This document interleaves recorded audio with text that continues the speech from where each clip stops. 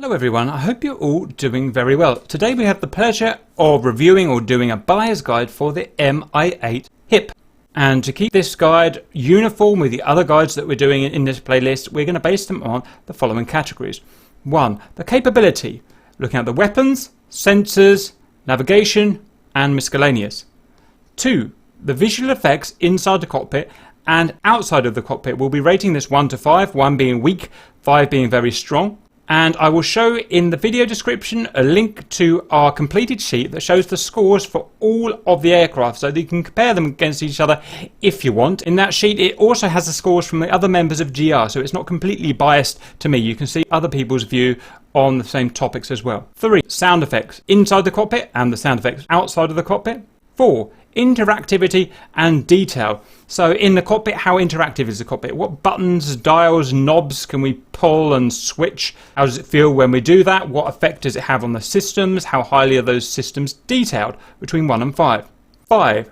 Flight model. Always controversial, but as honest as I can, between 1 and 5 with how decent the flight model is. And that doesn't mean necessarily how accurate it is to the real Mi-8. We expect it as a default position to be accurate. But I'm more interested in how immersive it is.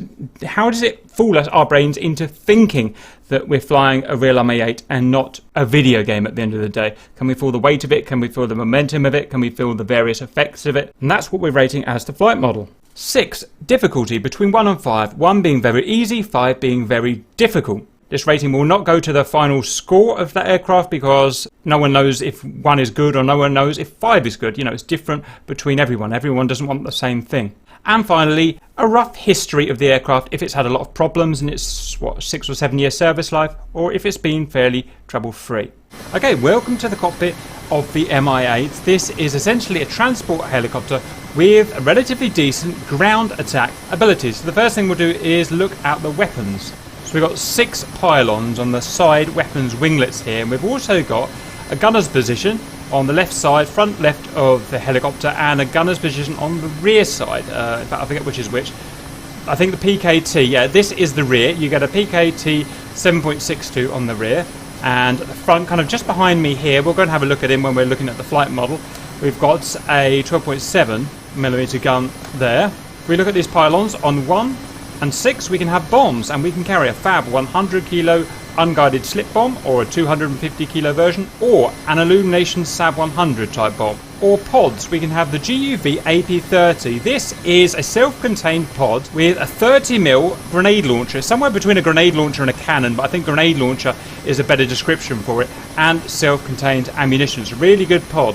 Or we can have rockets of this launcher type. Each carries 20 rockets of an S8 type with 4 different warheads. Pylons 2 and 5. Bombs, the same, except we can have an extra weapon. This is the M62 500 kilo dumb slick bomb. Pods, and this is where it really shapes up. We can have the Gov AP30 again, or we can have the UPK 23-250. So this is a pod that we can have on either side, and each pod has 2 times 23mm cannon, kind of auto cannon. So that's 4 in total we can have. Each pod with an ammunition of 250 rounds. That's pretty awesome. But the big mama is this here.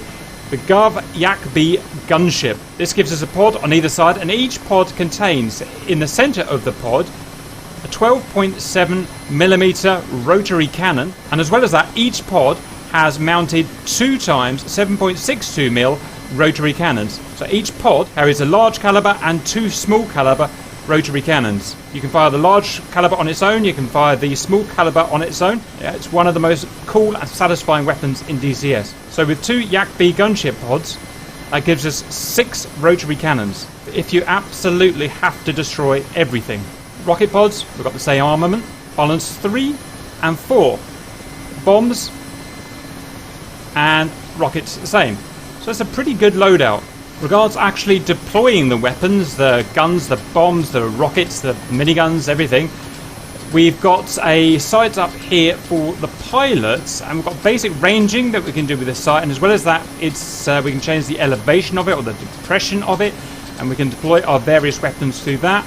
Or, to be honest, most of the time I fly this vehicle, I'm going to have it just neutralised, and I'm just going to hip shoot, excuse the pun there.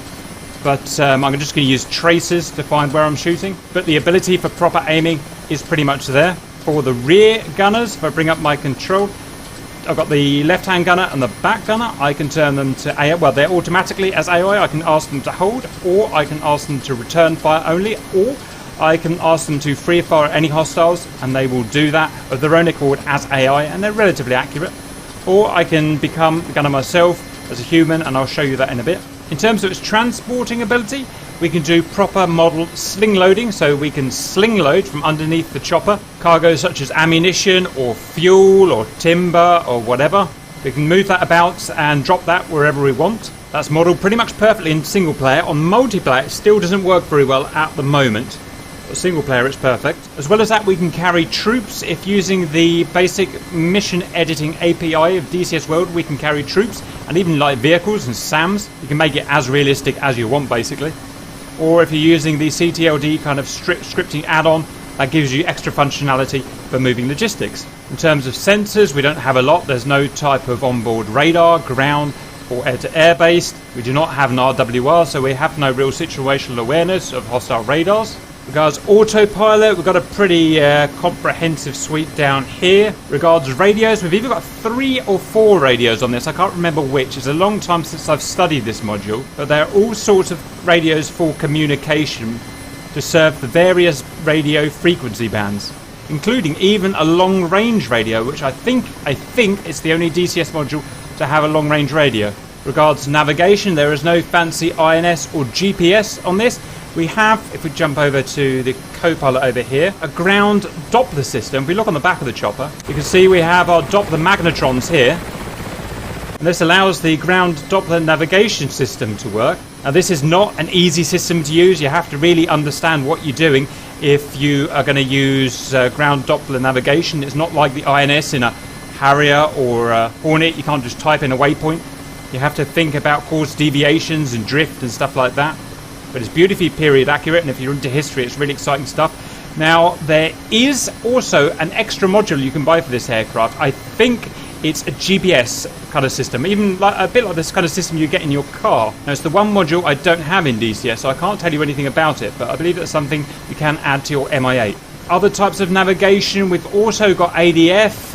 Again, an awful long time since I've done this, but we've got twin station ADF. I believe that's got this guy here, so that's good for tracking outer and inner beacons. We've also got the ability to home into FM radio signals for ground troops. And there may even be a third type of radio-based navigation. But I do apologise, I can't remember how it works now. It is quite a complex suite, and you've got the kind of master switch up here with whether you want to use certain radios for comms or for communication purposes. As well as that, we are equipped with night vision for night operations. It's hardly the best night vision system in the world. You can adjust the gain, but that is something you can do. So that's all I want to cover for capability. There is other stuff in there, but those are what I consider the main aspects. So the first thing I'm going to do is look around inside the cockpit to get a feel for the graphics. So if we start over on the pilot side, it's a little dark in here, but it should be okay. We've got the pilot's flight instruments here. Best thing I can do is just look around and let you see what you guys think. I think it's pretty good. I think this is a 2013 module, so 6 or 7 years old now. I personally think it's aged relatively well.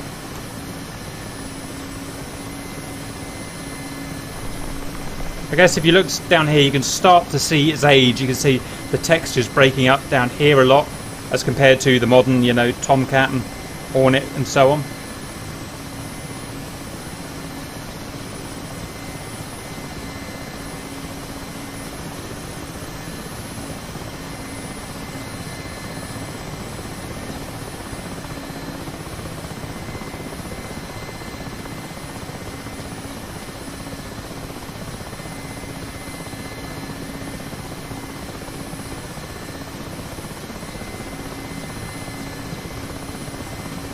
Jump over to the co-pilot seat. Co-pilot's flight instruments. There's a lot of gauges in this helicopter, an awful lot.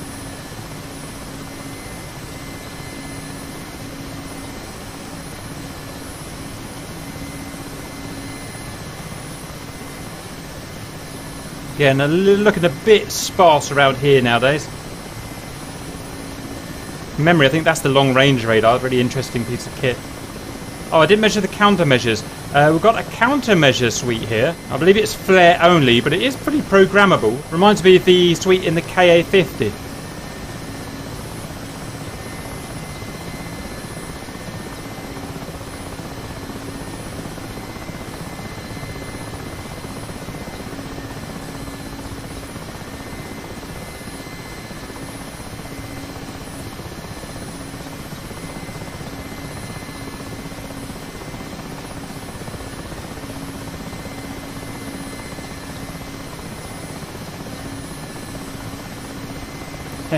That's a scary scene for the first time you enter the Mi-8, isn't it? Look at the engineers panel.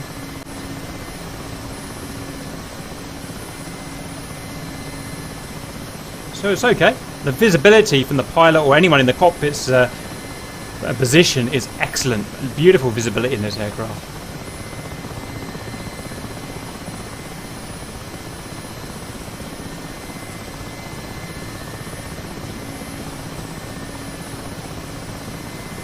Textures on these pillars are starting to look a bit dated, aren't they?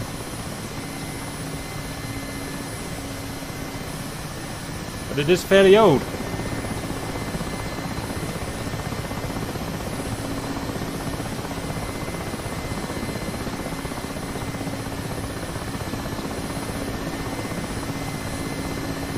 Okay, let's go and have a look outside.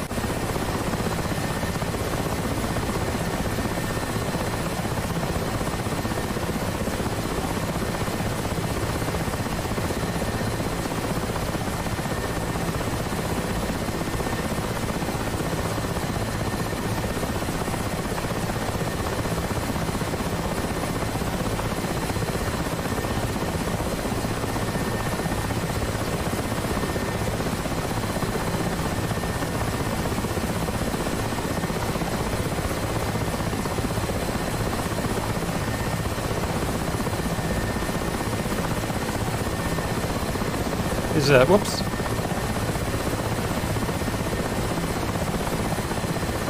Here we can see the countermeasures.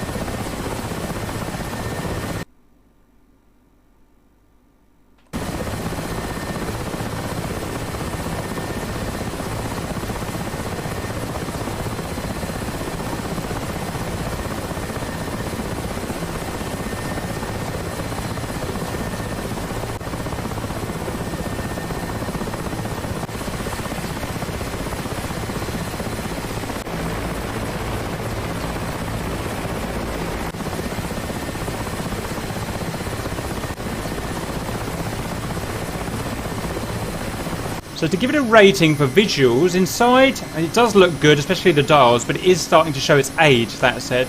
So I think we'll have to give it a 3.5 for inside, and outside it's good, it's solid, it's no, Hornet level of detail, but it is still good, very solid model outside.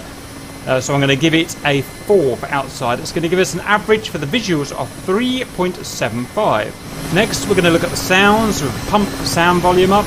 Next we're going to look at the sound, so I've pumped the sound volume up accordingly.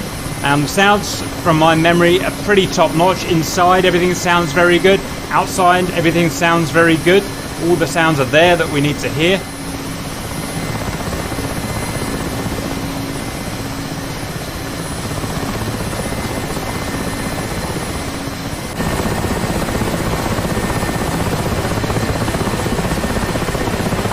Let's go and put that rotor under a little bit of stress. You have to forgive me, I am not a very good hip pilot.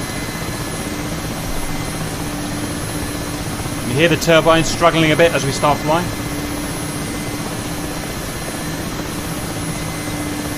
Crank up the power.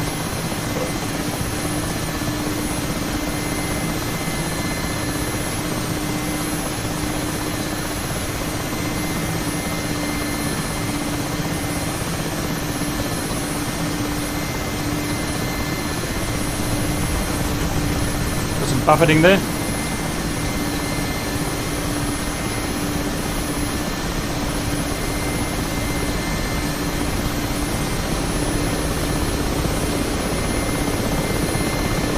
Hear the change of sound there as we get more slap from the rotors. Let's go again.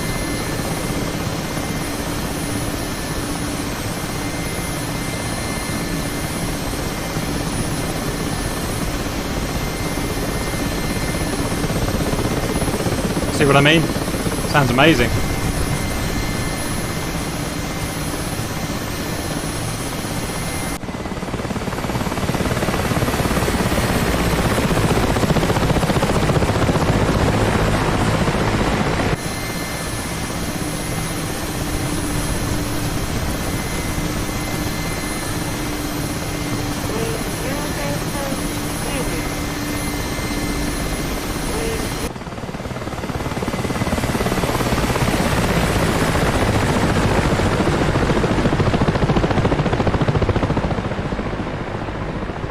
Great dynamics to the exterior sound. You can hear how quiet it gets when it gets to distance.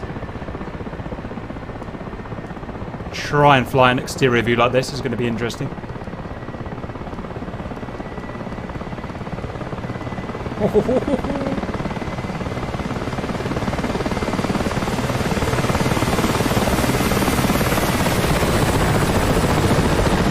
How about that for a sound? Really, really good. Weapons, I suppose I should have put some weapons on this. Weapons all sound really good, to be honest. Everything, the guns all make a lovely beefy sound. If you really want to go and hear all the guns and the grenade launcher and stuff, go to the tutorials for the Mi-8. I've got some just 4 or 5 minute videos there showing using all the different guns. That'll keep you nice and satisfied. So I hope you'd agree, it's just really good, really good. Really happy with the sound. Interior and exterior, I've got no complaints at all. A lot of these modules I do have complaints with the sound. This one, I've got no complaint at all with the sound. Let's see if we can go put it down.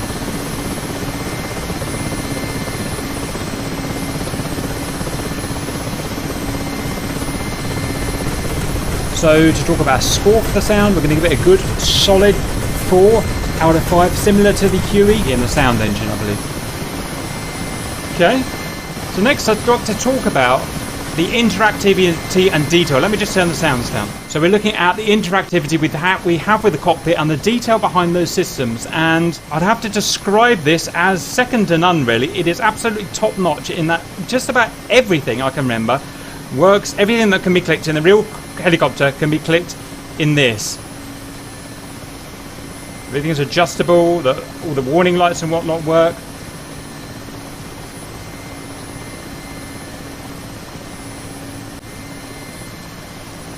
Navigation system.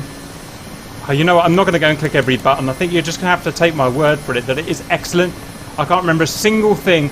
I went over this thoroughly with Charlotte. A single thing I can't remember that doesn't work up there. Levers all work. The only thing that I can remember, all down here everything works. Here everything works. All down here everything works. How here everything works.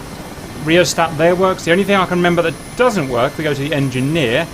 There's a couple of bits back here, whatever that is, that doesn't seem to work. I get the feeling that is a way to communicate with the rear crew, so it would make sense that that didn't work. Even these rheostats work, whatever they are.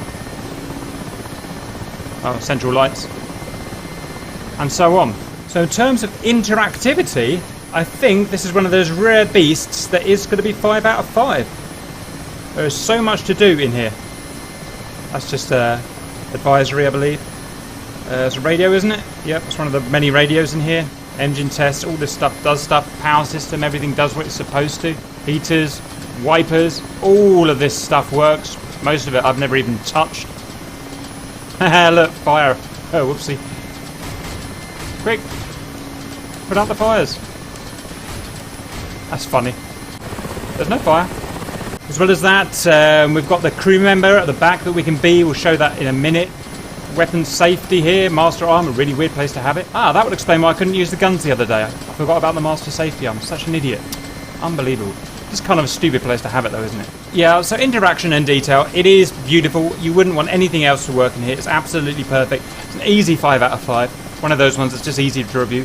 So next we're going to look at the flight model. So I've turned the sounds up again so you can get a good feel for the engine. And the flight model in this aircraft is absolutely beautiful. Very similar, I find, to the Huey. Very unlike the KA-50 and the Gazelle. First of all, I should point out that I can act as the pilot here, or I can act as the engineer here, who has this station, a normal flying, and it has a station in the back there where we can look down through the cargo hole when we're doing cargo. We've got the co-pilot here we can occupy, and we can, like the Huey, we can fly the aircraft on the co-pilot seat. Or we can occupy, sorry for the noise, we can occupy this guy, the 12.7, in the front. Now, we cannot occupy that guy there. Sorry if I can find him. That guy there at the back, that's AI only. Back to the pilot. Let's open the window for the full glorious effect. This has massively, no, maybe that's a bit too loud. This has massively powerful engines. It's got a good speed capability on it. Excellent lifting capability. Can lift seriously heavy loads compared to the other aircraft. As regards to flight, well, she's not an easy aircraft to fly. I would describe her in terms of flight as the most difficult aircraft, the difficult helicopter at the moment in DCS to fly. I would not advise it for a novice. To be honest, I struggle with her quite a lot. I am a bad hip pilot, there's no doubt about it. It feels beautiful. It feels perfectly dynamic. The biggest thing that comes through is, and this is a big thing for me, I get myself in trouble a lot for saying it. For me, it's the most important thing in DCS is the model feels like you're in the real aircraft, in that it feels like weight. Moving this thing around, it convinces my brain that I am moving, I don't know how many tons this is, 10, 20 tons of metal. You can really feel that in the way it reacts to my movements. They've done an excellent job in how this aircraft feels to fly. I can feel that weight when I'm moving up and down. I can feel it when I'm rolling left and right, moving the psycho flip out. It has very powerful engines in it, but even with the engines turned up and with the collective on, I can still feel that weight really easily. Absolutely beautiful. And this is again what I think the most important thing for a module in DCS to have. This aircraft is very susceptible to VRS, I presume, as the real aircraft is. VRS is pretty bad in the Huey, but it's really bad in this, and you have to be a pretty decent pilot to avoid it. Every time I fly this, I just go into VRS and die, to be honest. I'm just not a good enough pilot to avoid it unless I'm really concentrating. In terms of its size, it's actually fairly manoeuvrable. I can flick it about. I do have to be careful. It has limits, as we'll look at in a minute. But, you know, however many tons this weighs, sorry I forgot to research it, but look at that. It's not that far off a Gazelle. Even though it moves fast and turns fast, it still feels, it's still got that weight, that feel of weight and momentum to it. It really is satisfying to fly. A bit like the Huey. It does have autopilot systems down here, but I never really feel them getting in the way. I can always do pretty much what I want to do, so I presume they're at least giving me, to a certain point, some kind of stability. And as well as that, I can use them as traditional autopilots to go hands-off controls. In terms of my interaction with the ground, absolutely beautiful. I've got wheels, so I can actually land this like an aeroplane. I can land it like an aeroplane or a helicopter. Now, I expect this to go wrong. Like I've said, I am not a good helicopter pilot in any way, but I'll give it a go for you.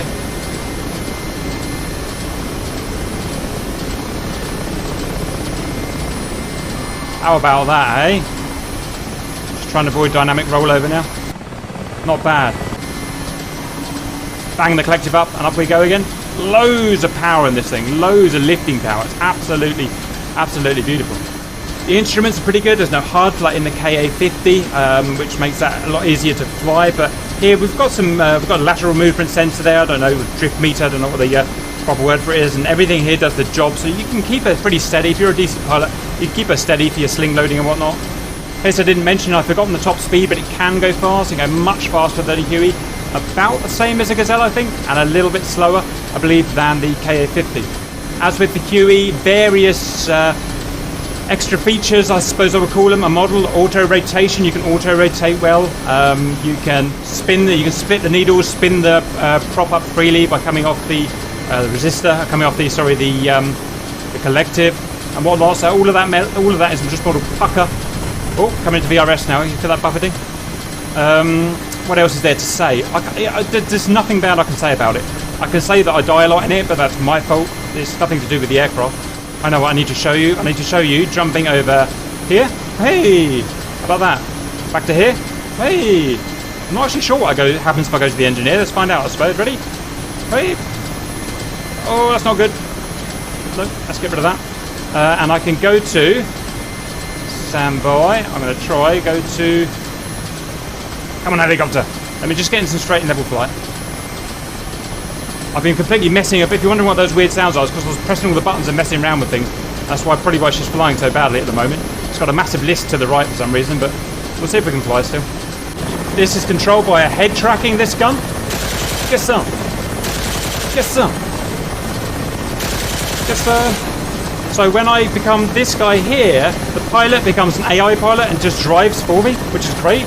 So I'm not sure how much possibility is if I can get him to maybe circle. I don't know. I haven't got that far, to be honest. But it's great. I can leave him on autopilot as he does a flyby and just taka taka taka taka taka taka taka. 12.7 my way through that lot.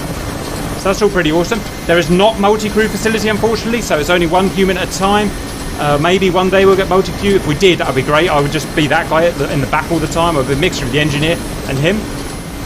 I don't think I've got anything to add there that's going to be useful to anyone. Like I said, I absolutely rave about it. I think it's amazing. So I'm going to rate it the same. I think it's comparable to the Huey, possibly a tiny bit more advanced than the Huey, but comparable to the Huey. So what I'm going to quickly do for the flight model is go and look up what the Huey is, and I'll get back to you. Would you believe it? I've rated the Huey 5 out of 5. Not bad, huh? So I guess I've got to rate this a 5 out of 5. It's just as good, if not even better, than the Huey. Let me just put the brakes on here. She's a big old gal. The 5 out of 5 there. This is looking promising for being the top scoring module so far. So next we have to look at the difficulty. Now where we scored the Huey 2 out of 5, I'm pretty sure we did for difficulty, because the systems are pretty simple in the Huey, and flying it is simple, similar to this but easier. To be honest, this just feels like a scaled up Huey to me. It feels similar, just bigger. And it is harder to drive. VRS is more of a bitch. It's much more sensitive. In fact, one thing I'll show you doing is if you pitch too much cyclic, you'll chop your own tail off. So I find it easier to crash in many ways. In fact, basically this helicopter is just trying to kill you all the time. Loads of people out there will agree, which is why you need to be a decent pilot to fly it. The systems, although they look super complicated, a bit like the Huey, once you get to know them, they're not actually that bad. And on a day-to-day basis, even doing a mission with various weapons and collecting cargo and stuff like that, you don't actually use a lot of this.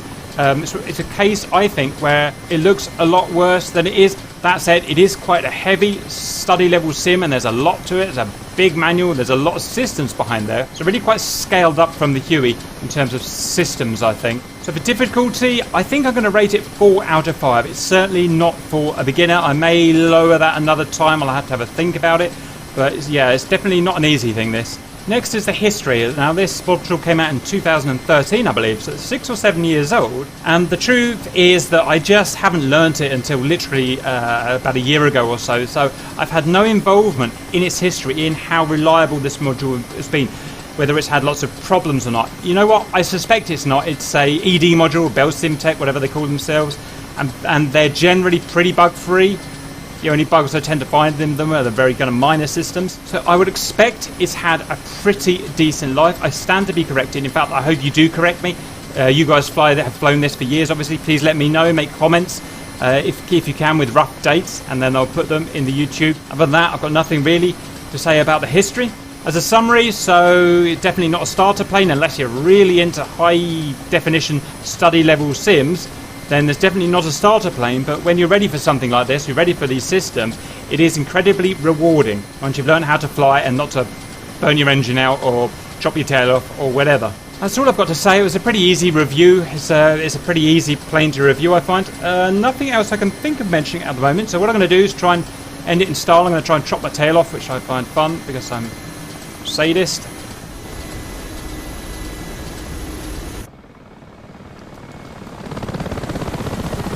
Damn!